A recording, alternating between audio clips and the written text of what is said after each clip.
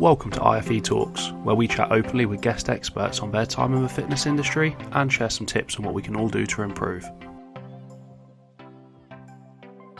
Today's episode, we've got Charlie in. For those who don't know, we work together at Complete Fitness. Obviously, we spent a bit of time around fitness before. You were at Phoenix before you moved over. But for people who don't recognise you already, let people know a little bit about what you're doing and how you got there. So, how did I get there? Let's start there. So, I actually started with you, which is quite cool because now I technically work alongside you, even though we're slightly different in our businesses. But I must have been 19, I reckon, 19, maybe 20. Yeah. And did a PT course with you, really good, getting qualified, that was fantastic. Then I started working in my grandma's garden. Oh yeah. Yeah, you had all your kit at home, didn't you? Yeah, I mean, it was great, memories, but just training people in my grandma's garden, we just felt kind of, my grandma's washing up and I've got like people doing a group class or something and I'm like, yeah, it's my grandma.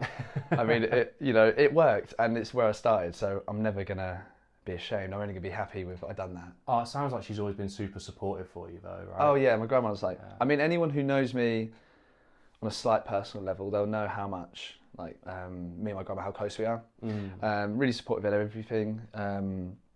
Even when I've been failing at a lot of things, she's always been there and pushed me in the right direction. So I'm always thankful for that. And it's the same for my mum. But started there. Then I moved into the garage because it got dark and I was thinking, well, it's pitch black here. Who's going to turn up? So we had a little bit of a light source, a little heater, and I bought some more kit. And then I made the move to Phoenix, which was really good. Yeah. It's just a stepping stone for me at the time. But that's probably where I started to meet some really good people, help me with my career. Yeah, you had like Jack and Rich and all the guys around. Yeah, my mate George as well. And then my mate Jordan. There's a couple of other people as well, but Jack was definitely really influential. I'm always grateful for that. I mean, it's things like he even gave me a bloody MacBook. Really. I remember coming in and I had a HP Pavilion that my granddad bought me in 2014, and it was like, you turn it on, it was like a B-52 jet. Like everyone knew I was in the staff room doing something. Yeah. And he basically looked at me and goes, "That's disgusting." And I was like, "Yeah, I understand." And then like the next week, he just gave me. Oh, that's good. Which is crazy. Yeah. He's doing well for money, so. Yeah. So that was good. So he was really influential, not just by giving me an extrinsic reward, but he taught me a lot in the sense of other things within coaching. And then one of my best mates, George, awesome. Yeah. Like he's around my age as well. Not to say Jack's really old, but he's getting on. Yeah. No, George has been really helpful as well. We started at a similar time, so it was really handy having someone to sort of go through that process with. Just bounce the good and the bad off them then, can't Absolutely. You? And another thing, me and George are kind of different, but we work really well together in the sense like our relationship as friends. But he will give me some of the best advice I've ever received. So again, that really has helped me. And then at Phoenix, loved it, really did. And then I went to another gym, which is the one I'm at now, which is Complete Fitness, where again, reunited with yourself. Yeah. Awesome as well. Good gym, isn't it? Oh, yeah. I always say that to people. It's a bit of a hidden gem because it's not super duper busy all the time, but it's really well kitted out. Yeah, and if you think about it as well, like it's a space, and like you said, being hidden away. I think if you're a personal trainer and you're fairly established, i.e. you're doing a consistent amount of high sessions, or it could be lower at a higher rate, where you have that consistency, it's a great place to go. And then there's other steps for the future, but I'm obviously only going to speak for now.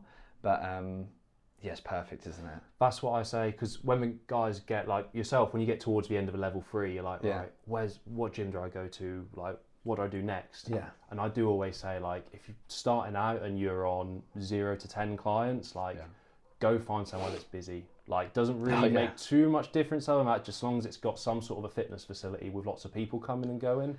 Because you just surround yourself with all the members and you learn the things that are difficult to learn out of textbooks, like how to approach a client or a prospective client. Yeah. And like you said, you get around the other trainers there and you can sort of see who's a few years ahead of you doing the sort of stuff that you want to do. And you can just ask them how they got there or see if you can shadow them or get some help to get there. I think it's good as well. If you're in a busy gym, like Phoenix is really busy. Yeah. You've got so many different types of people coming through the gym doors, it's going to give you more of an idea of maybe where you want to sort of branch yourself. Yeah. And maybe not even just where you want to. You may, like, I never thought I'd be working with a lot of sort of older women, let's say. I'm not saying it's older, but like 40 to 60. And I've just ended up going a bit more towards that direction because that's like 50% of my clientele. Yeah. And I never thought that would be the case. You know, when I was doing the course a long time ago, I mean, I thought I was be training, like most young lads think when they get a PT, you think you're going to be training people your age. I'll train people like me, basically. Yeah, it doesn't work like that. You might get a couple. Yeah. And nothing wrong with that, but you know, you're there to help people with, you know, other sort of problems that may have been a dwelling problem for a long time, and they build the courage and they want to be a client of someone and need coaching. So that tends to be in the later ages than 18, full of testosterone, I want to do bench press. Yeah, yeah, exactly. But have you noticed, other than like the types of client you work with, has there been much of a difference between like what you expected life as a PT to be like compared to the reality of it? Oh, without a doubt. I think I'll start off with the reality. I'll start off with what I thought. So I thought I was going to get a permanent tan or something. Yeah. Far from that. I mean, I also live in England, so it's just raining all the time. It's grey skies. Also, I'm not going on the sunbeds anytime soon. I thought I was going to be tanned. I thought I was just going to be eating chicken and broccoli. All I could be talking about was protein. I was just going to do upper body, and I thought everyone will gravitate towards me. Yeah, you just get paid to work out, basically. And you get paid to work out, like it, you know. And life doesn't work like that, for a starter. No. Also, that's very self-entitled from myself, assuming that people are going to gravitate towards me just for an appearance base and not what I'm offering. But that is what a lot of people think initially, is if I can get myself in the best shape, people will want to do the same thing as me. But how often do you see that as a mistake? So like, how would I explain this? There's a lot of people, they just see one layer of like the tip of an iceberg, and they assume that's the full ticket for that individual for them to invest in. So i.e. you see some guy with an 8-pack, but it's a picture that's really filterized, it's got like changing the filters, could be steroids or anything like that, and they're like, that person's going to help me specifically for my problem, a woman at age 43 with 2 children, part-time cleaner and going through the menopause at the start. Yeah, they're not going to be able to relate. It doesn't make sense, does it? Yeah. I think and it's not to say, I mean, you can have the off sort of example, but I think experiences and things that you go away and learn, again, it's judging a book by its cover. Yeah. And that can work in any different way. But the reality, go back to your other question, well, the reality is it's a fantastic job in the sense that you learn so much from the people you coach. Yeah. I think every PT that has done it for, let's say, longer than a year, okay, because you know, on the average, there is turnover, isn't there? There's a high turnover, and I think if you've done it for a year and you've really given it a good go, you realise how many hours you have to put in. Yeah. Yeah. I mean, when you started, how many hours do you reckon you put in? I always say to people, it's like an apprenticeship. So the first year or two, I might have been doing like 40 to 60 hour weeks sometimes. Yeah. And it's not like you're getting paid an hourly rate for those 40 to 60 hours either. You're putting in loads of time, but you might barely be scraping minimum wage back for the first part when you're building it up. I know. I remember when I told my mates, I was like, this is what I charge per hour. And they're like, that's like 3 times the minimum wage. Oh, you must be racking it in or whatever. I'm like, mate, like I sometimes will train a client and I have to wait for like 2 hours, then have 2 more, and then wait 3, and then have 2 more. And then if you look at the cumulative how many hours you've been in that gym, yes, you can do other bits and bobs, but it's not the same. It's not like you clock in at 9 and you get that rate every single hour from 9 till 5 and then you go home. It's like sometimes the days work well and you can schedule it right. Like we were saying about bank holidays are always quite good. Yeah. Because you can group clients together and you might be able to see 4 or 5 people in 5 or 6 hours of a little gap in between. But most of the time you're going to have people come in the mornings, on the lunch breaks and after work, which then leaves you not working at the time that everyone else is at work. Yeah, you have to take that in for account. And it can be quite taxing. But I think anyone, it's not just coaching, I think any business that you start, no matter what, especially for the first 2 years, is going to be taxing on your mind, your physical, maybe spiritual, you know. Because it's hard to switch off when it's your business, isn't it? You have to put a lot of work in order to get yourself up in that ladder. And then eventually you'll find there's like a comfortable level where you can sort of withstand this. But obviously we always want to strive for more within reason.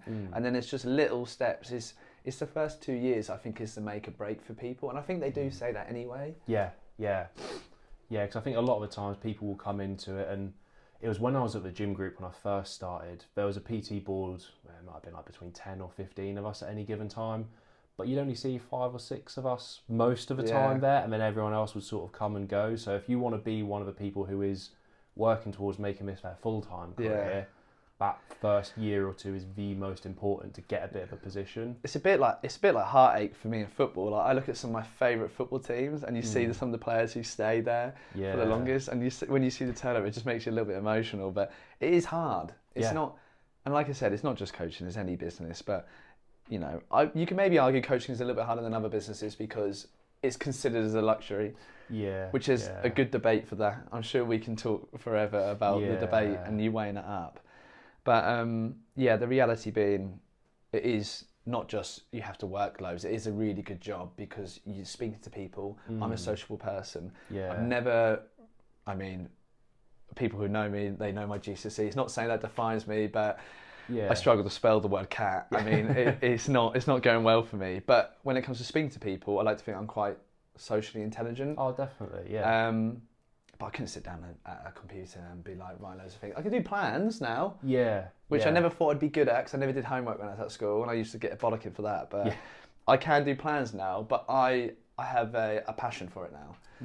So, no, it is good. And then, you know, being your own boss as well, if you go to being self-employed, like yourself as well as me, you can be a bit more flexible, even though the funny thing is we'll just work whatever hours anyway. That's the thing, But you do have that element where you can say, all right, I'm going to take a bit of time off. You ain't got to go to your boss and request your holiday from your allotted amount per year and then work around everyone else. I think you kind of know where you stand as well because, and I'm not doing any comparison with being employed by someone or being self-employed, but I don't feel like I have to jump through certain levels of different people in order to get something I want. I know if something goes wrong, it's my fault. If something goes well, it's your fault. You know, like this is, and so I got my answer, and I need to, how I work with my brain, I need to be quite straight up with things. So being my own boss, working with a business, and I'm sure with yourself, it is nice because you know where you stand. And if you know where you stand, you can then picture where you're going to go further. And just like training, you need to know what your goal is, and then you can make the little steps with that, and you can use that in business. Hence why you have so many these mentors, you know, and things like that, which I'm not massively keen on, but I don't know, I'm a more self-taught sort of person. It's like anything, it's like with trainers, to be honest. There's good mentors and bad mentors, and people will say better or worse things for you, but I find like, on the financial side of things, it was one of those books there, Naval Ravikant has got a bit about when you're paid a salary and you're like, right, I get whatever, $2,000 a month, you will spend up to that $2,000 basically. You might put some away for savings, and then you get a pay rise. You're like, oh no, I can spend a little bit more. So you're not ever really like able to put away or save that much more compared to, at least for me, going self-employed. It's like, right, I will get paid lump sums when people pay for sessions, blocks, months, whatever it be. I find it easier keeping a track of all that and be like, right, so I know when this lot of money will come in here and I'll put this aside there. And I'm a lot more responsible with my money than I ever have been before I was self-employed. Oh, definitely. I think that's a really good thing to say, actually, because I don't think many people talk about that. And I think now, like I was saying to you on the way here, I feel like I'm more of an adult. People will beg to differ. Those people can comment on that. I will challenge you, okay? But I feel like I have become more of an adult recently, especially in the past couple of years. So when it comes to managing your money, I think if I did get paid a fixed salary, knowing me, I'd be like, well, that's going on a night out. That's going out with the boys.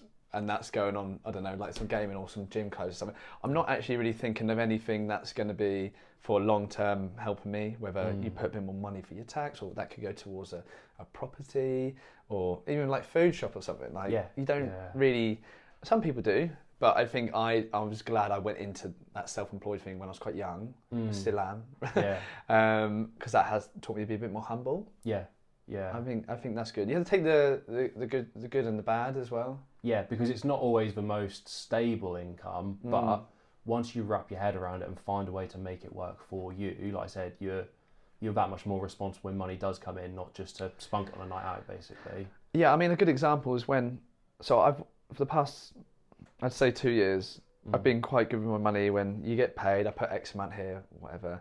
When everyone got told on the news we're going into recession or whatever, I remember having a month where all my clients, like obviously luxury or whatever, they stopped, and then I had half of what I'm used to earning. But it was okay because all the good months I had, I put aside for in case that did happen. Yeah.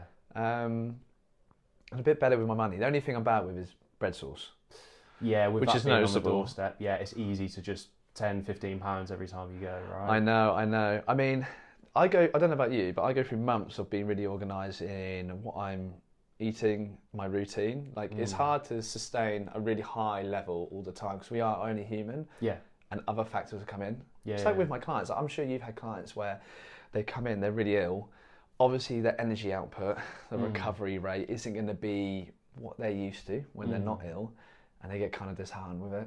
Yeah. And obviously, I can imagine yourself as well as we have to reassure them, like, you're ill. This is part of it, yeah. Yeah, like, it's fine. What's important is, like, you know, you listen to your body within a reason, you know, you've seen how you go, so... And that momentum comes and goes, whether it's food, training, whatever. People will have periods. I was only chatting to one of the ladies I was training this morning, saying how once you've trained for at least a year, maybe 2, and you get an idea for busy times a year for you, like socially, work-wise, whatever, you can start to figure out, right, I know when the summer comes around and barbecues come out and I want to be a bit more social, that might not be the time for me to try and be as strict as possible on my diet. It might be better to really hone in on that when there are less socials other times of the year. So if you put that hard work in earlier on in the year, you can afford to relax a little bit more, and you don't feel like you have to restrict your social life when you got calorie goals or whatever it might be you need to hit. Hence why we have like the term sun's out, guns out, or like getting the summer body on, or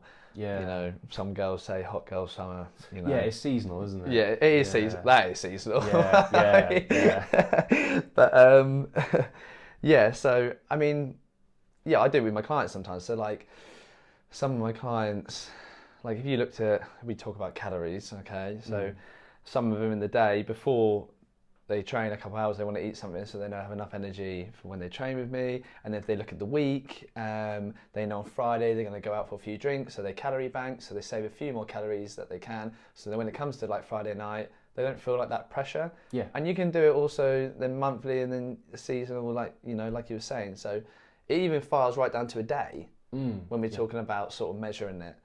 But we could talk forever about calories, couldn't we? Yeah, but a bit like before we started filming, we were saying the best way to do this with clients is rather than like withhold that information from them and be like, I have all the answers, you have to pay me to have the answers. Like, just get in the bin. Yeah, just teach people how to, like when you learn to drive, the whole goal should be this person has come to you because they're not able to be independent in the gym, but they're coming to you to teach them to be independent. So eventually they get to a point where they've learned everything they need to learn, and then they can go on and continue this journey themselves if they would like to. We're saying there are some people who, along that way, they learn to trust you because you have been so honest with them and you have taught them, like, right, if you do this, this will happen. Yeah. If you don't, then that will happen. Yeah. And then that trust means they do stick with you because goals might change, their situation might change. They know that you will be the honest person to give them the answers that they can then use going forward. I think as well, like, it depends where your passion comes from. Like, some people are passionate, but they're actually just arrogant. Yeah. There's a lot of that in fitness, isn't there? Well, I mean, that's what the stereotype is. It has changed over definitely the past few years. Like, there's the classic stereotype of the CrossFit, have a ice bath, then have a coffee. Yeah. And then talk about veganery or something. I'm not saying that's all you guys. I'm not saying that, but there's a few. Yeah. Yeah, I think you have to educate, because I think if my passion comes from just, I love sports, okay, and I've always wanted to keep myself fit and active, and I've always grown up thinking the doctor knows best. You go to the doctor when you feel ill, and they always say you must keep yourself active and do X, Y, Z sort of stuff.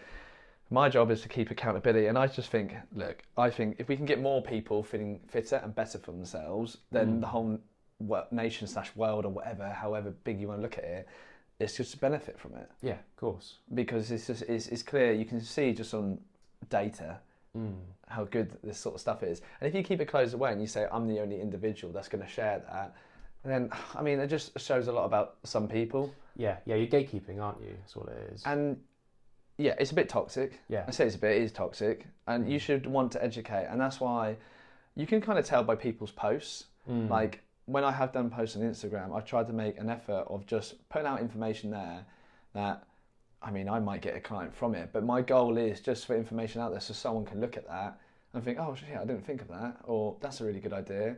And then they start to implement that into their lifestyle. And that means, you having a more positive impact in another way. Yeah.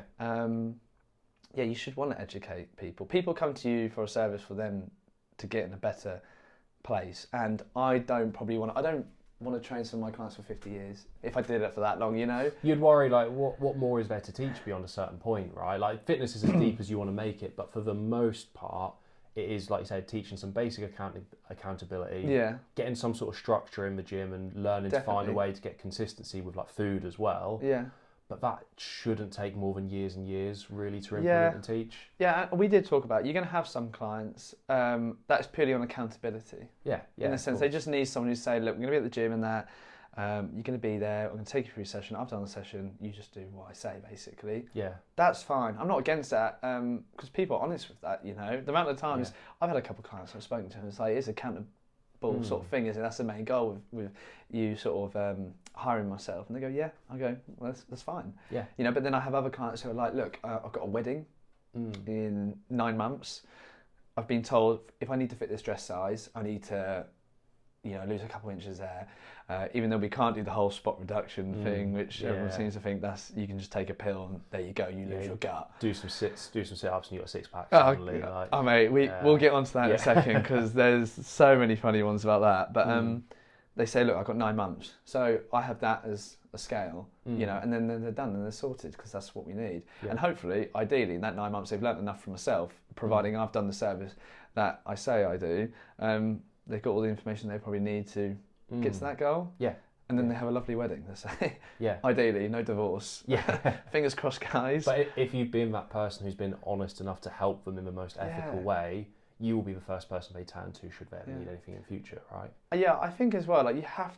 So I remember ages ago, when you was my tutor, we're going years back now. Not to, like, black and white TV days, but, we're going back, right? And you were telling me people are more...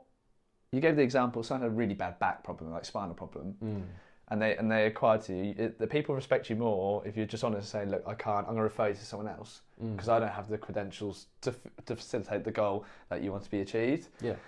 And it's the same with just being truthful. People will just be have more respect for you. Yes, there'll be the odd few, but I'm looking at a majority here. There'll be a few people be annoyed, but like, being truthful is only going to be a positive thing. Of course it is. It's like, I mean... Because you'll get figured out if you're not truthful. Like, you might fool someone once, but it's only going to be a matter of time before they figure out that you're talking out of your arse, basically. Oh yeah, you get caught out because they're going to ask you questions eventually. Oh, why does this? And, everything that you provide for your client, in the sense of in the gym, outside the gym, advice, and anything that your service provides, you should be 100% really sure of what you're going to be doing, and you can back it up, because that is why you've implemented it in a plan, the session, what you tell them, because it's meant to be directed for them as an individual, and them to achieve the goals. If it's a random question of other things, then fair enough as well. Yeah, but again, that's why that hourly rate is what it is, because it's not that hour, it's the time you spent preparing for it beforehand, it's the time you spent following up for it afterwards.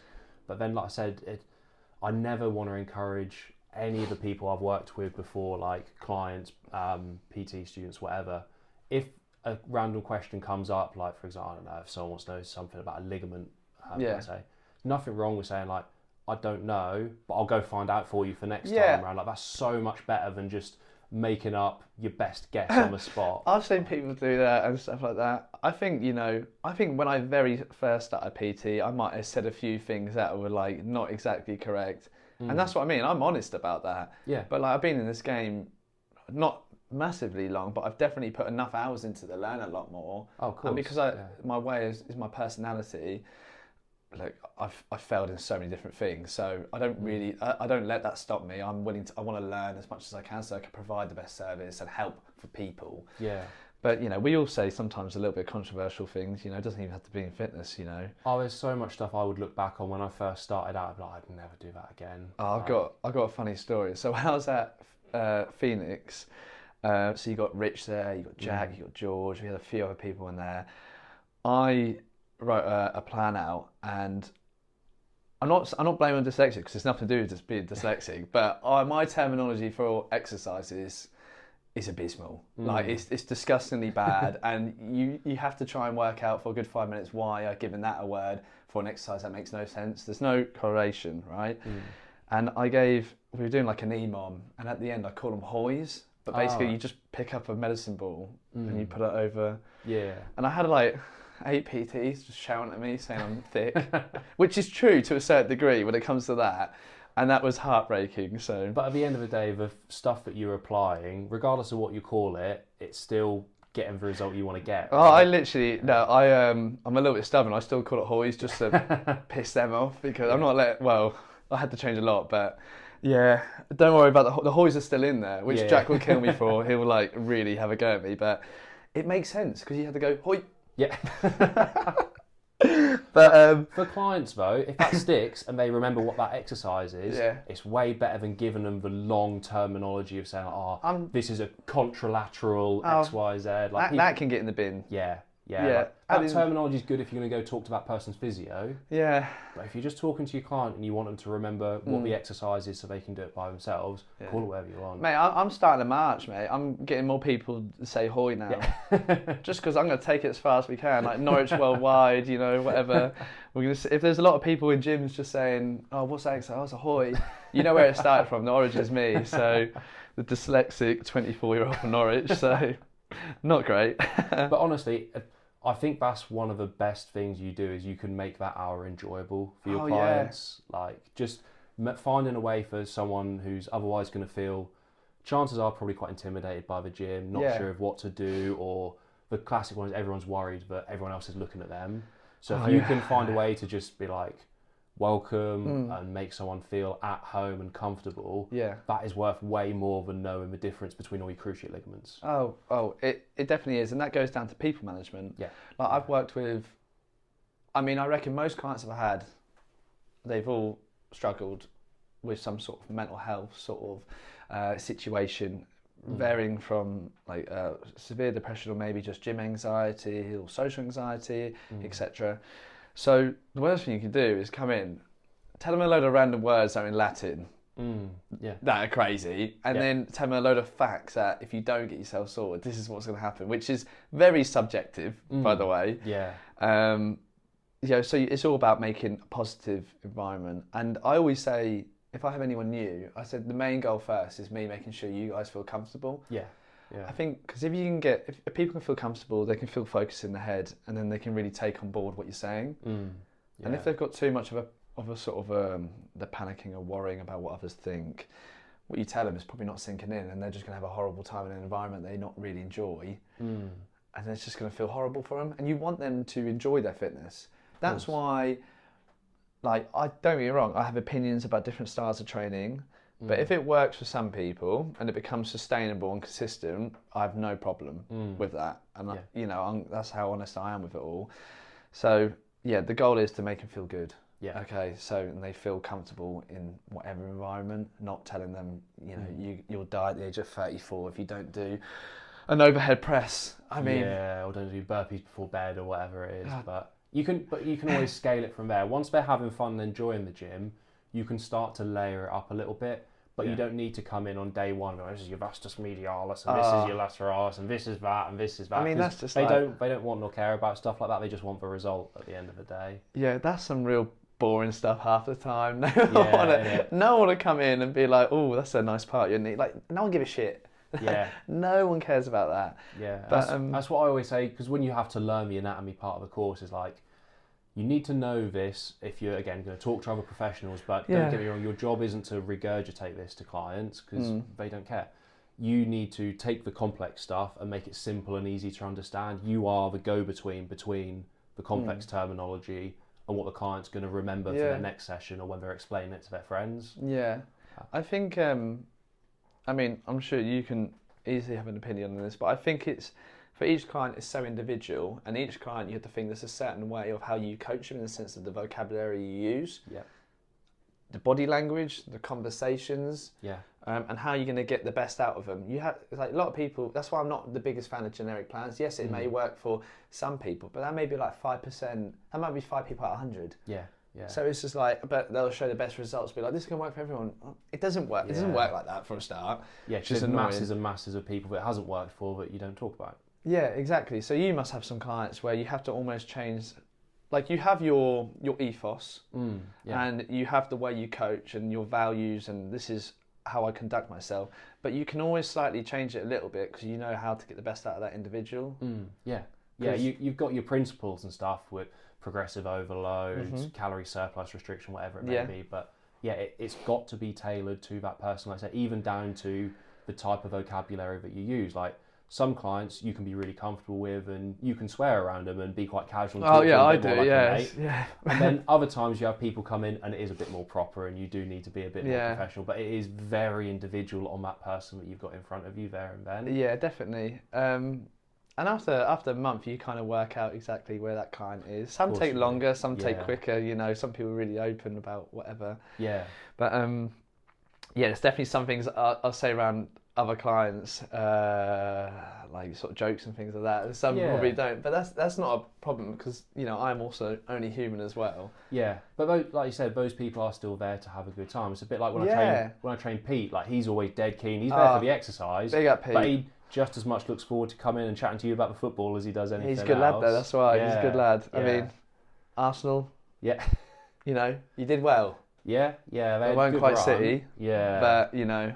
Yeah. So, up City, basically. But yeah, if you can make the people feel comfortable, then they'll enjoy the process and that consistency will come that way, rather than trying to be like, this is the most scientifically proven method to get the best results, because if they don't like it, they won't stick to it. Yeah, if you like something, you're more motivated to do something. Yeah, exactly. Like, if I don't like something, I'm probably not going to do it, if I'm honest. That's just me being honest. And I think that's me being honest with the whole world, because that's what the world really thinks. Yeah. No, you know, like, I don't make everyone have to do a certain exercise. If they really don't like it, then there are substitutes. I'm qualified enough and got enough experience for me to find different variants of different movements. That's part of your job, isn't it? If they don't like doing bench press, then there's many other things. I mean, there's so many more horizontal presses you could horizontal pushes you could put in there. So, but you run into people who are like, no, we need to do bench press because it does this and that. But that is the problem with the coaching themselves, because like I said, going back to the arrogance thing, they're like, oh, you questioned me, I'm going to make you do it anyway, and they're going to make up some random reason to say why I'm right. Yeah, and it's one-way communication rather than working as a team to achieve these goals. Oh, you're boring. Don't do that again. Yeah. I mean, they do it again, but it's quite bad like that. But I'm trying to think of other things as well. But that's the thing.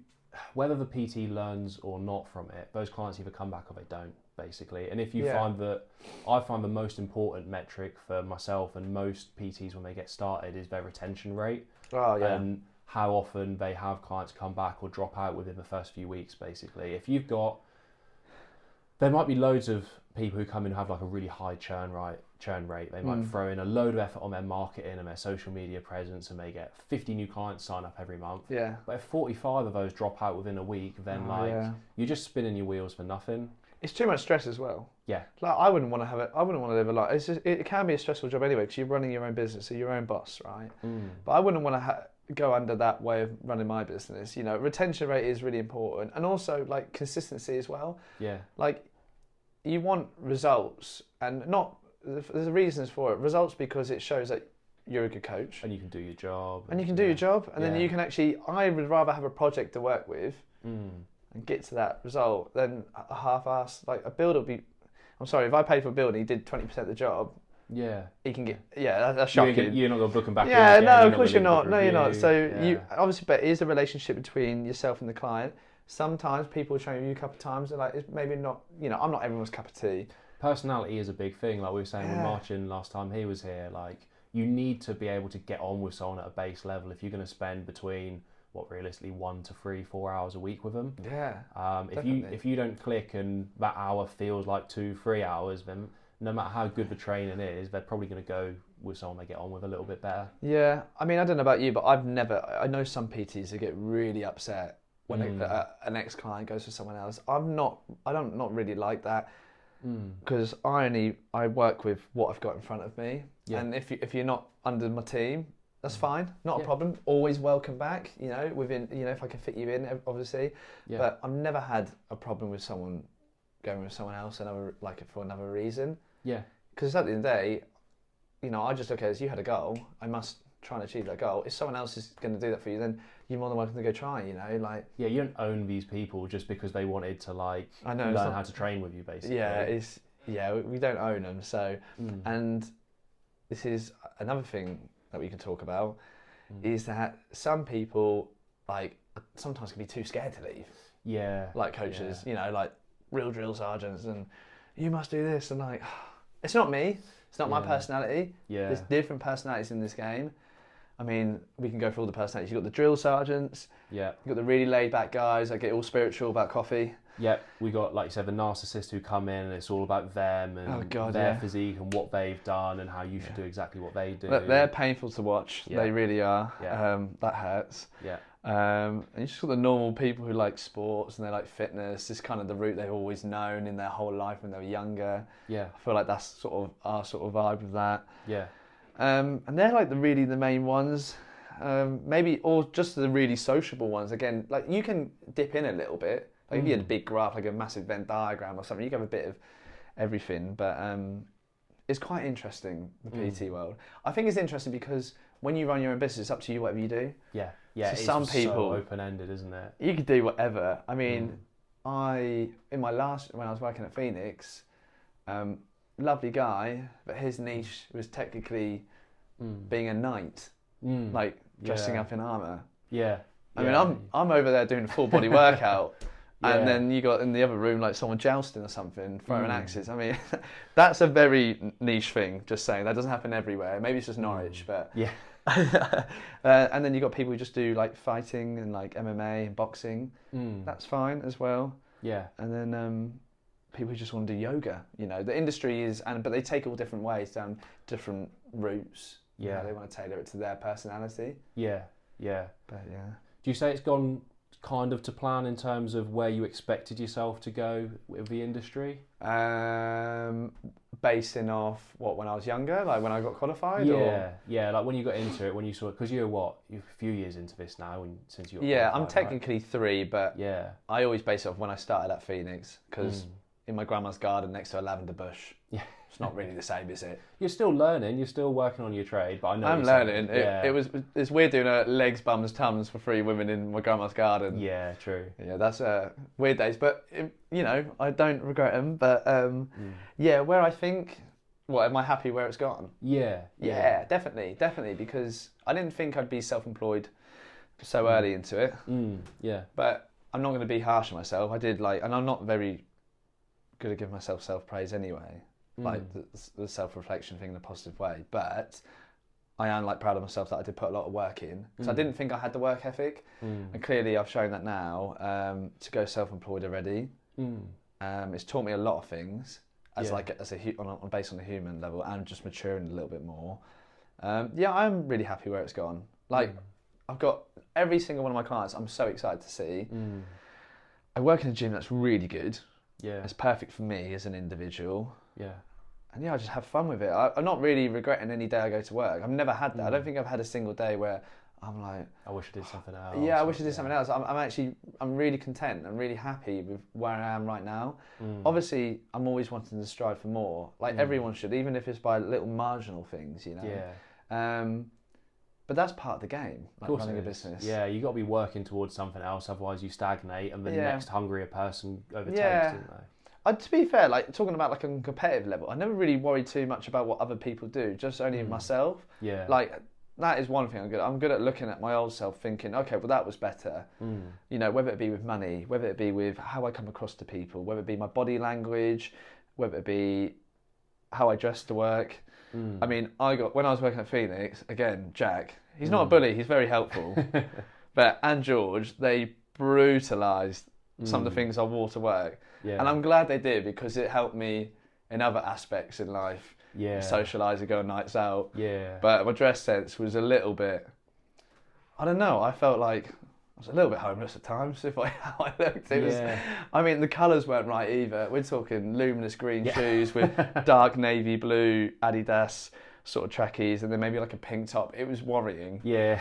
But I've changed that now, so I'm happy I've improved on that. But yeah, as an overall, I'm really happy where it's gone. Good. And it's only going to get better. Yeah. Well, you seem to get more and more professional and slick every single time. Like, before you came over to Complete, I hadn't seen you work with clients at all, really. Yeah, you must have thought, what's he going to be like? Yeah, honestly, I knew you were still PT, and I knew you were doing a good job over at Phoenix from like the stuff I saw on social media. But then actually seeing the way you work with clients, it's been good to see how far you've come on since like when you first came onto the level 2 and stuff. Yeah, I think the key to that was to not think you're better than everyone else. Yeah. Understand that anyone can teach you anything. Yeah. So like they do that whole comparison, like the example of, you know, the cleaner can teach you something as well as the CEO and give each other the same amount of respect. And I've always looked at it like that because I don't really have many qualifications to my name and I had to work almost from the bottom. So to be where I'm at, even though it's not the top, it's a hell of a lot better. Yeah, it's a step up. And at one point, I never thought I'd be where I am now. I generally thought like I'd be doing the same job. Like I used to clean. It was Careful. It's now abandoned times. But I used to clean that gym, and I used to be in my bloody like footy shorts with a top off, cleaning the sauna at like 10 p.m. And then I had to cycle back into the city. It was like 12 miles every day, and it was like 7 days a week. So and that was me cleaning in the gym, and then I got qualified as a PT. Then I had to go in my grandma's garden and get clients, and then I went to Phoenix, and now I'm here. So it was only a dream when I was a cleaner to be where I am now. So I'm very thankful for that. But you have to remember those things. Yeah, of course. Because if you don't, then you're never gonna be sort of content or happy, you know. Yeah. And that's the important thing, because there is more to life than work. Yes, it does pay the bills. Yeah. And that is an essential, because that's how it works. But you got to be happy. Yeah, and we were saying earlier about like the work, while it is great, and while I find my days go so quickly, like I never feel like I'm clock watching with clients. So when you finish a long day, it's like, oh, I feel like I've been in the gym 5 minutes and I've been there 8 hours. Yeah.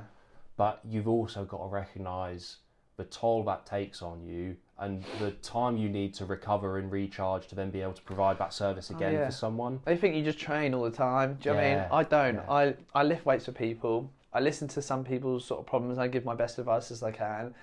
I talk about funny stuff that I've done or they've done or whatever. Like, it's talking a lot as well. I mean, one day I booked in 8 people back to back. I'm never doing that again. Everyone's made that mistake once, haven't they? I was emotionally broken. I didn't know who I was. I felt 48. I had grey hairs. My hairline was going further back than anything. Yeah. I was scared. I didn't feel great after. So don't book 8 back to back, because it's constant talking for 8 hours. Yeah. And that first hour has to be the same as the last one. Of course, yeah. So, because otherwise your client's going to think, who's this mong who's just walked in telling me to do that pull down, like a zombie. But I've done a similar thing. You have those long days, back-to-back clients, no breaks. Yeah. I got home, I was like, I just want to lay in bed, turn all the lights off, just get in a fetal position, just not talk to anyone for a day, basically. Yeah, I mean, I feel bad sometimes, you know, obviously live with my mum at the moment. I get home from a long day at work, and sometimes my social battery's gone. And my mum's lovely, and sometimes, you know, she'll be making tea for my stepdad, and she'll ask me how your day is, and I just look at her like I've just died inside, and she'll be like, okay, you've had a long day. Yeah, not great. But no, I still love it. You know, it's just sometimes it can take a toll on you. So you do have to be wary. Like, I don't work on the weekends. I do a little bit of, like, I say paperwork. I go on my laptop, check through people's plans, what they've done, message clients on WhatsApp. But as my weekend goes, it's a normal weekend for anyone else, as it should be. You've got to set those boundaries, haven't you? Because I had that problem once where there was a period where I worked every other weekend. So one week I'd go Monday through to Sunday, I'd work every single day, and then I'd only get every other Saturday off. That's rank. And that killed me. Like, at the time, I think towards the start of it was when I was still at my parents', and they'd come home and be like, you're a miserable bastard. Yeah. Like, they didn't get it, and it was only when Paris then qualified, and she went through a similar type of thing. They're like, oh, it's just like, you've got to set some boundaries here, otherwise the work will consume you, won't it? It's mad, because you're in your early 20s. Oh, your early 20s is well good. You'll be full of life. You'll love it. There's me. I literally die without caffeine. Yeah. Otherwise, I've got an IV and a cannula in me. I'm in a hospital bed because I'm just like dying there just because I'm knackered. Yeah. You were saying earlier about people you've learnt a lot from, like Jack, Rich, George, and all that through Phoenix.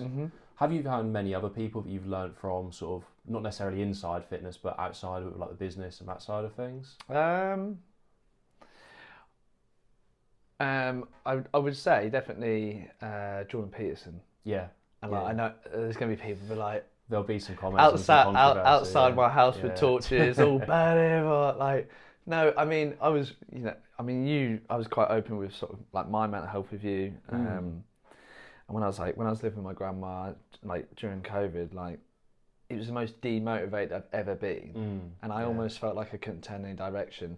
And a lot of people took what he said out of context, but just making your bed. Yeah. Almost like they made it out like he's been condescending or patronising. But I made my bed, I actually felt a little bit better because I felt I was so useless and demotivated that I couldn't do something like that. And when I did it in my head, I don't know what chemical it is, but I just thought, oh, nice, cool. And that kind of made me think, well, if I could do that, maybe I can wake up just a little bit earlier, even half an hour. Yeah. I did that. And then I said, well, I need to exercise really. Why don't I just go for a jog for 20 minutes around the block? I did that. And then it was all stepping stones for me to, and that, I'm not saying it was a sole starting point for me. But it's ticking that first box, isn't it? And I use that with my clients now. And that's how they've progressed as well. And it's only a positive thing. There's no like, he does not get anything from that. Exactly. Yeah, you might buy his book, you might give him a tenner or something. But, you know what I mean? It's actually, it was really valuable. So I look at people like him, obviously my grandma, without a doubt. And she has very, like, good values and things like that. It's always just think, how can she have a more of a positive impact? And she's obviously someone that's helped me a lot. And then, yeah, I mean, there's not really too many people. I'm not really one to watch lots of TV. I watch bits of YouTube and things like that. I could argue certain athletes, you know, that I like, but I don't really, it never really feels more of a personal level in comparison to what Jordan Peterson said. I'm not going off that one example. There's many examples. I'm going to make that clear. Yeah. And that aligned well with me. I mean, there's other people as well, but I think he was the main person that stood out. It might be because he's popular at that point, at his peak or whatever, but his pure views on just helping young people. I know specifically young men, but is women as well. Yeah, of course. Just to feel better really did help. So I'll use that probably as an example. Yeah. It made me feel better. It inspired to be. Yeah, fair. I think a lot of people are so ready, like you said, to get the torches out and try and burn people's houses down about a certain comment or a statement. It's like, when you are someone like that and it's your job to speak publicly, you're going to speak a lot. And sometimes not everything's going to resonate with everyone. And that's okay. Like, you can let that be of value to someone else just because it doesn't necessarily work towards what you're trying to do. It might work for someone else, and that's fine. You don't need to burn the thing down. I totally understand, and there's no perfect world. There's no perfect person. I'm not perfect, and you're not perfect. No one is actually perfect. Like, people make out like they paint this utopia of a world that's actually is unsaturated. It's artificial. Like, it's not. It's not actually real. To say that no one's done nothing wrong. Of course we have. You know, and I mean, that can go in a whole other conversation alone. But yeah, of course, when you put the limelight, it's the same with fitness. When you put a comment out there, people are going to be like, oh, I don't agree with that, or something like that. Yeah. And that's why I'm very specific in what I say, because I want people to be clear on what it is. Not because it's open to the fact someone might argue with me. I have no problem. I could debate all day. But if it's only a positive thing that's only have a positive impact, you shouldn't really have too many comments on that saying... Exactly, yeah. But people will find a way. Yeah. You're really good. Rich is also really good at it in terms of being really clear about who he's talking to and how he's trying to help that person. And if that's not you, that's fine. You just move on to someone else who is trying to help you in your specific way of doing things. Yeah, I know. I mean, like, he puts a lot of stuff, so he's in more of a firing line than I would be in the sense of comments. And, you know, I see comments and sometimes his stuff. 90% of it's positive. I want to make that clear. But like 10%, you get the random person who just wants to say something that's really irrelevant. And half the time, if I'm honest, it's people who are not open-minded. They may not, I'm not saying you have to be qualified to give advice. I think experience is what shows. Yeah. A qualification should show that you know something. Yeah, it'll get everyone to like the same standard, so to speak. But then beyond that, there's such a wide spectrum. Also, Rich has lots of qualifications, and he's very experienced, and he's been in the game for a bit of time. Yeah. So when they argue with him, I'm just like, you're picking the wrong fight here. Yeah, picking the wrong fight here. But some people just want to get a thrill out of it. They get a bit of sort of adrenaline from having an argument, and I don't really get it. But that is just how the world is. So I'm not gonna cry about it for about hours and hours and on, because that's just how it is, you know. Yeah. There'll be some things about me some people don't like. There'll be some things about me people love, you know. And that's probably the beauty of it. That's what I see as a perfect thing. Not this whole artificial thing. Always absolutely everything. There's nothing wrong with it. Like, well, you know. So yeah, I'm not afraid to really say like, Jordan Peterson helped me. He did, and it was only a positive thing. He never said anything controversial that I agreed with. And that's what I'm basing that off. You know, a lot of people, they want to jump to a conclusion, say this is because he said this one thing, I'm going to hate him straight away. And I think that's really unprogressive. It's regressive because you can't have a conversation, and you should be able to have a conversation. And I've met loads of people already, and I'm only 24, but obviously I speak to a lot of people who disagree with me. I've never had that. Have a salty intake in the sense that I'm always now going to think negatively on them. No, I've never held them to that. I don't want to hold grudges. So, you know, it's things like that. It's like rejection, mate. Like you just have to learn to deal with it. This is a part of life. Mate, past year, mate, I've been rejected more than any sort of bad transfer in a window, mate. It was but I'm not going to hold a grudge on anyone because everyone's entitled to their own opinion. I'm not going to hate on anyone. I don't think that's a reasonable thing to do. Yeah, and I understand there's lots of opportunity out there. So why would you not? Just keep going. Exactly. Like even the best teams in the league don't go undefeated every single year. Like you're still going to have to learn to take your loss, be humble about it, and just move on and still do what you want to do. Absolutely. And there's links to probably like mental health and like obviously with the mental health qualification, etc. Insecurities. Yeah. I'm going to be honest. Like when I was probably, I reckon, in between the ages of, like I truly believe in myself, and I think a lot of people who know me closely, I have changed a lot in the past couple of years. That means though, from the ages, I reckon from 17 to 22, I just had little traits of me that weren't the most, you know, that can be a little bit toxic because I was a little bit insecure in other things, you know. And I dealt with them now after just opening up and speaking about people. Because I had my fair share of sort of slight problems, like a lot of people do. So insecurity can be a big thing. People don't know how to really accept it. And their perception changes. Sometimes an insecurity is probably not something to be even insecure about.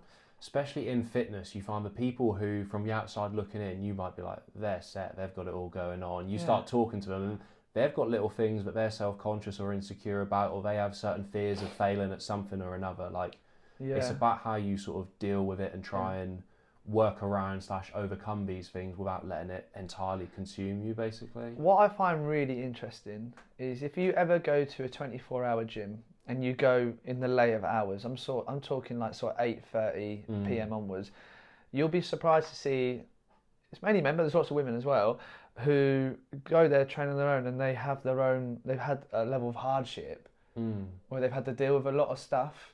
And it's happened any time, but I'm just saying particularly this time when I've had conversations with people, they've had to go through really dark, you know, places and a lot of things that, you know, conquer and get through and leap barriers. And it's quite interesting, and they're very hard on themselves. But they still keep going, and it's actually quite admiring because you think when you've got all this sort of setbacks and you still keep going, that's great to see, and that's really inspiring. And I think that's not really talked about a lot. Now and then you'll get a video come up on Instagram or social media of like an extreme weight loss or something. Someone who started at, let's say, you know, 130 kilos and they went all the way down to 90 or something. Like it's an incredible achievement, and they had to go through lots of barriers. But people who train quite late, I've noticed that they have their own little sort of hardship they've got through. Yeah, definitely.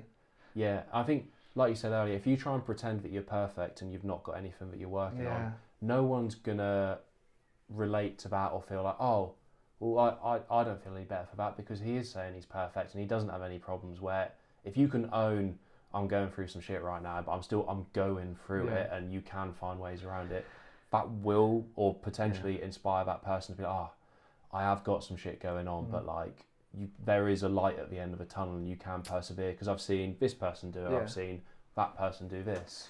Yeah, I mean, it was about a year ago, I had a proper deep chat with my grandma, just talking about, like, not in an arrogant way, myself, and she said, one good thing about me, sounds like there's not many, but could be. We don't know. It's all opinion based. Yeah. But she said one good thing about me is I know who I am and I know what I want. Yeah. And I only discovered that recently. And when you know that, you got a bit more of a focus and more, you can see that light a bit more. It's a bit brighter, so you know kind of where you're going. Than being in the black room, not knowing where to go, because you don't know who yourself is, you don't know your character, and it takes time. Experiences is what can be a catalyst for you to find that light. Yeah. Okay, but a lot of people who do struggle, from the experiences I've had with conversations with many people I've worked with in the various jobs I've done already, is that if they struggle to find out who they are and what they want, and they sort of succumb to the modern day society of what it is, the expectations of what it is to be great or putting this face on, doing well, then they anxieties and depression, all these things sort of slowly creep in, or you get little bits of it. And I think that's why it's really important to maybe self-reflect as much as you can, and really sort of, I actually have a personal diary. Same, yeah. I write down things like, you have whiteboards or your personal diary. I write down things about myself, and I can be quite critical, but in a constructive way. Yeah. And that makes me kind of realise who I am. And I have a lot of ownership. Like if I've ever, like you look at relationship, if I've ever done like a mistake, or there's no one else other than me, and that's made me be better than just looking at excuses and hiding away from it and making this problem seep even deeper. So I think it is really important to know yourself and know what you want, because then you're a bit more grounded and you have more of an idea exactly where you should go. Yeah. And if you have that, it does, in my experience, the people I've spoken to, it has less probability of the depression and anxiety creeping in. Yeah. Which is only have a better quality of life for yourself. And we want everyone to, feel better, don't we? I mean, well, I like to think so. Yeah, exactly. So that's the thing. Yeah, it's like when you said about being self-employed, like things are going right, great, that's my fault. But if things aren't going so right, that's my fault too, so I need to work on that. But it's, for people who are self-employed, it is so important to have those people around you, because it's great if you can be introspective and look in internally and be like, right, this is what I'm good at, this is what I can work on, but it's a difficult skill to develop. And what's easier sometimes is if you have a close circle of people around you where you can be open and honest about things, like certain things people don't want to always talk about, like mental health things people are working through, or even finances and stuff. As a PT, not everyone wants to talk about it. It's a bit of a taboo in terms of how much money do you earn, but I think you need at least one or two people to talk to and be like, right, I made this much this month, I need to do that to make sure I'm here. Because otherwise, like, if you leave that all on yourself, that's a heavy weight to bear after a long time. It is. And like, I think to myself a lot, and I do talk to myself a lot, It's funny anyway half the time, the stuff I say, but sometimes it can be overwhelming. And I think, so if we was to use the lockdown as an example, I think I can speak for a lot of people, that because we were isolated, you can see the effects of people just thinking continuously on their own, and how it can be quite problematic. Yeah.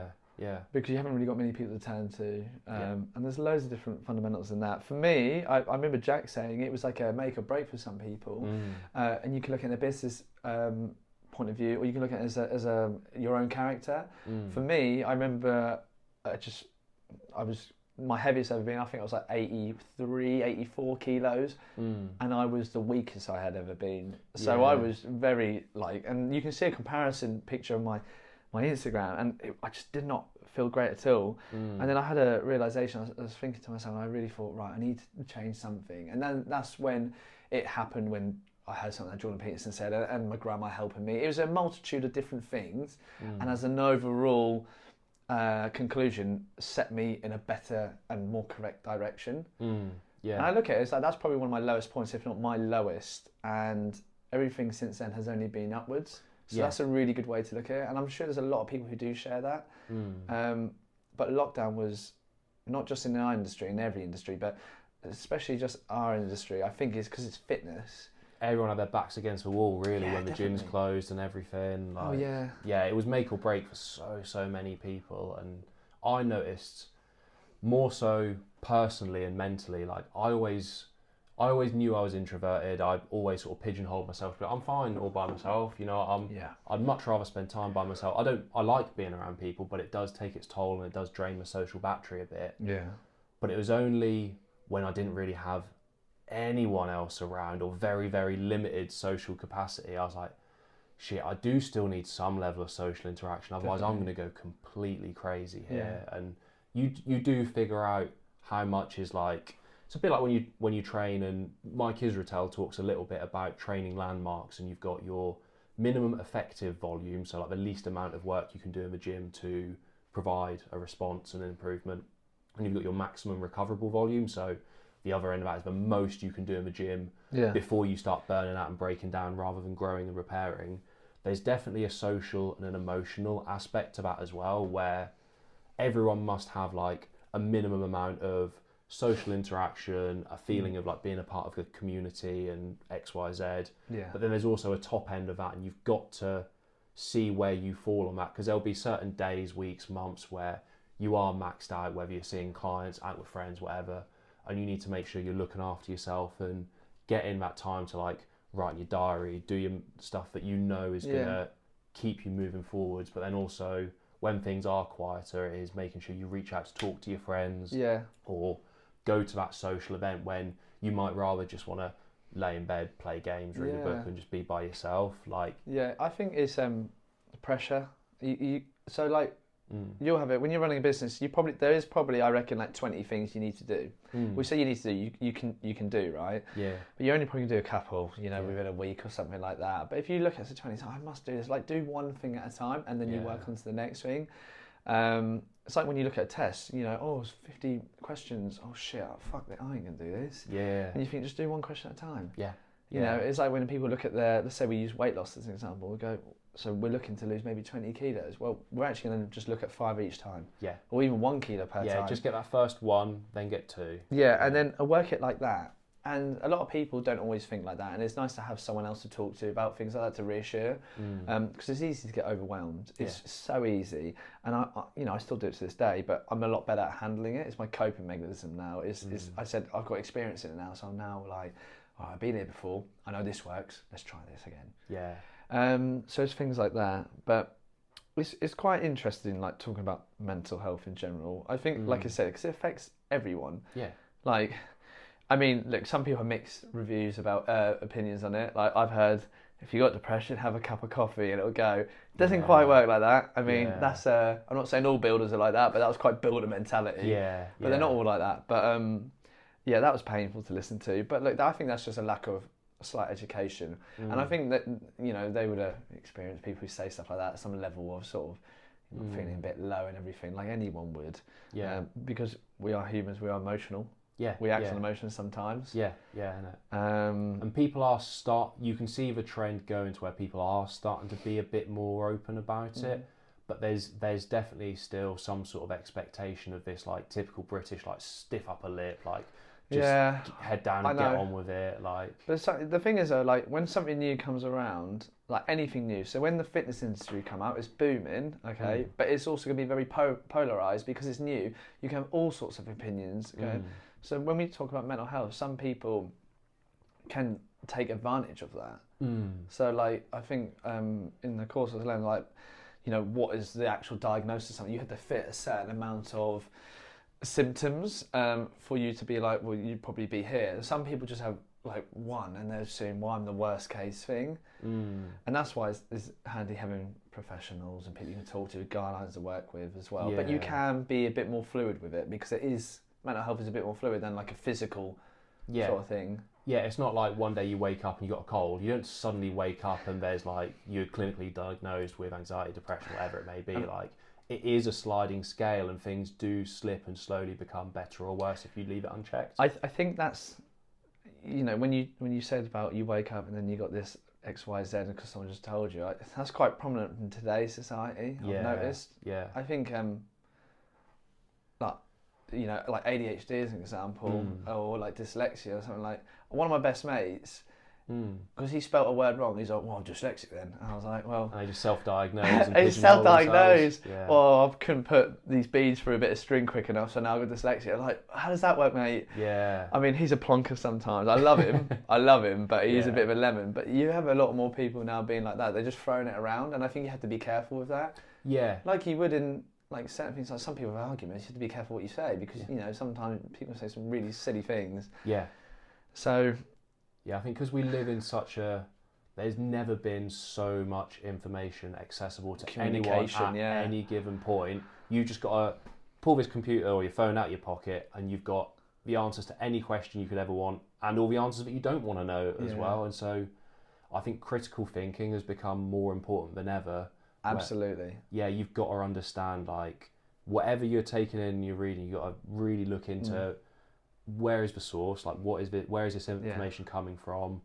What is there any kind of like bias one way or another? And like you were saying earlier, it's important to have devil's advocate and hear both sides of the coin as well. So I always look at the word balance, and balance is so important. And the problem is, what I've seen is people get told something and immediately they're like, I'm this, I'm that, and now I'm not going to do anything about it. And we're almost leaving the critical thinking and the actual physical actions of things you can take in place. If we use fitness as an example, you know, I've heard some people say, well, I've got this and that, and there's no point me going to the gym. Yeah. It's quite a regressive way of looking at it. Like, you should go to the gym because you can achieve these things and that will put you in a better position. Yeah. Oh, but they said, oh, I shouldn't because that... And you don't know until you find out. And I think a lot of people are sort of... I'm not saying lazy because I don't think that's the right thing to say, but a lot of people are getting very overwhelmed, and then it's quite a defeatist mindset, and they say, oh, I'm not doing it then. I've been like that as well, and many other people I know have been. You have little spurts like that, but it's becoming a bit more prominent in today because there's so many different things that you can... And labels you can give yourself. Labels you can be associated with. So it gets quite complex, and so there does need to be a certain level of structure. I understand everything is fluid, and I'm totally for it, but there has to have structure with it as well. Otherwise it could be almost anything. Yeah, exactly. So, I mean, again, that's a great debate, isn't it? Yeah. I mean, now everyone's going to be putting me in a box. Yeah. Jordan Peterson. But similar things happen. Like, I noticed it really early on when I got qualified as a PT. Everyone just has that assumption, like, when you're out of the gym floor and you go to, like, family events, whatever, you're like, oh, here's Harry, he's a PT, and everyone's suddenly ready to be like, so what do I need to do for my training? What do you do for your training? Yeah, I know. Just because I do this thing, this is not me as a person. This is not 100% of my identity. And Marcin spoke about it earlier. Oh, yeah. He used a phrase I hadn't heard before, which was the commodification of identity, where you take one aspect of something you do. So let's say, like, you play football. You don't suddenly become like, I am football. Everything I do is geared around football. And don't get me wrong, I'm saying this as someone who's got like basketball there. It's a big part of me, but it's not my sole identity. If I never played basketball again, I wouldn't lose a sense of who I was because I'm not tied to one thing. Yeah. I mean, to play like devil's advocate, I think some people in the world are just like that, and I'm sure we all met people like that. Some people are only engrossed. Let's use fitness as an example again, obviously, because that's what we do, but some people are only married to the game that, I will only go to the gym. I just want to train. I want to be myself. And you know what? That's totally fine because you're entitled to do whatever you want. Yeah. But I think there's a lot of people. There's a bit more depth to themselves. Like, you know, people never guess. Like, I could play piano. Like, I do not look like the person who can play piano. I look like all I do is just do a bit of raving and that. But there's a little bit more to me. Yeah. But then when you say my background, I was raised by my grandma for like a few years. You know, that kind of would make sense. But you know, there's other things, and like.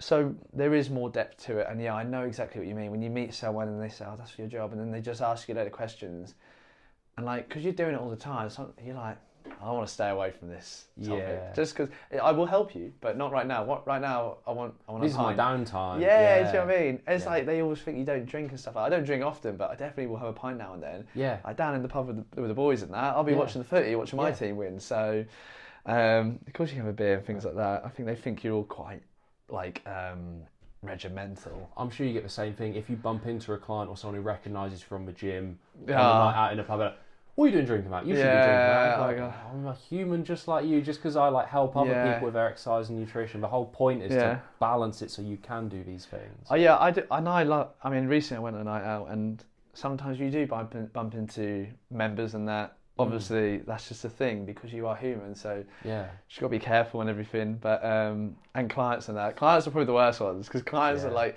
they see you in an element in this environment where you're like, you're not only you're fun, but you also have a serious point to it, and that's what they know. So then if they see you like with 2 Kronenbergs, they're like, you know, what's going on there? You know? But I always liken it a little bit like, you know, when you're at school and you just assume the teachers live in the school and that's their entire existence. I know. I feel like some people see PTs as people that just live in the gym and that is their entire life and there's nothing more to it. There's more to us, guys. There is more to us. Yeah. It can be consuming, especially when you are self-employed, because it's hard to switch off when you're constantly thinking about 20 things you can do. But sometimes, not saying myself, but I'm saying there'll be other PTs that are so strict on it. When they're outside the gym, they're like the most wild, They blow it completely way out the other way, don't they? Yeah, I'm not saying we're the same as these people, but it's like the New York brokers having a severe cocaine addiction. Yeah.